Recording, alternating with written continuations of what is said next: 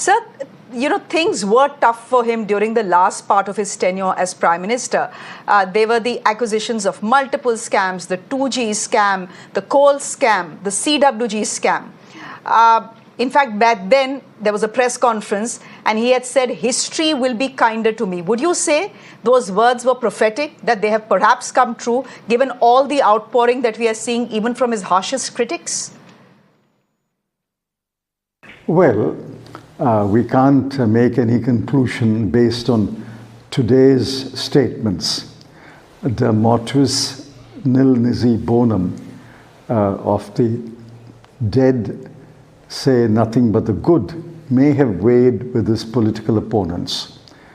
But we'll have to find out what their true assessment is over a period of time, because their past statements are very contradictory to what statements they've made today.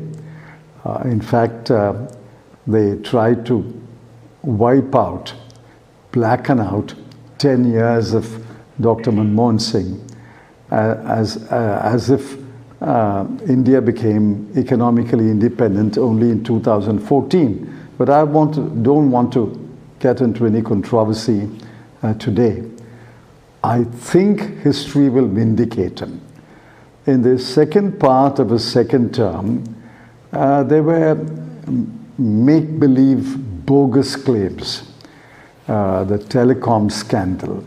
Now, where is the author of that discovery that 1,74,000 crore was involved in a scam? Who remembers that author? And the only case that has been prosecuted for the telecom scam ended in a complete acquittal of everybody. The coal scam is unraveling now.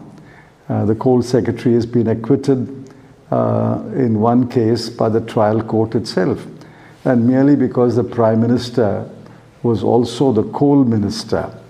As if the Prime Minister will examine every file from the application to the final decision. If all the officers have approved it, why would the Prime Minister spend more than 5 or 10 minutes on the file? But even Dr. Manmohan Singh was made an accused by the government in a coal case. It's a different matter that the court stayed that.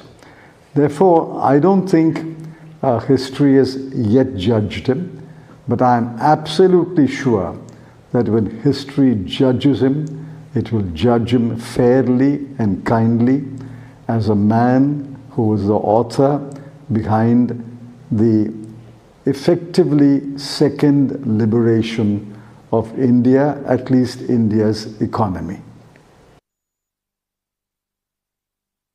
Sir, you have in your post said that this is a very emotional moment for you. Can I then ask you in conclusion how you personally will always remember Dr. Manmohan Singh as? I'll remember Dr. Manmohan Singh for his kindness and complete faith in his colleagues. I'm sure I've done mistakes. I'm sure he may have come to know of those mistakes through his aides and assistants.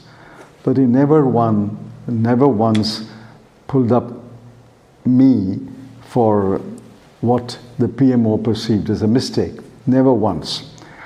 He owned up all my actions, including my so-called mistakes, if any, and he had complete faith.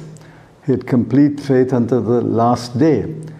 He had such complete faith that he, in a crucial moment, he moved me from the finance ministry to the home ministry because there was a crisis. The home minister had resigned and the nation was in complete shock. And I thought I was certainly mentally not ready to become home minister. Yet against my protests, I was moved to the home ministry. But he promised me that at the earliest opportunity, he will bring me back to finance. When the stretch became too long, I even contemplated quitting because I didn't want to be Home Minister. I wanted to be, if possible, associated with economic administration. But he had such complete faith that he moved me to the Home Minister and brought me back as Finance Minister. So I will remember him for his complete faith and trust in me.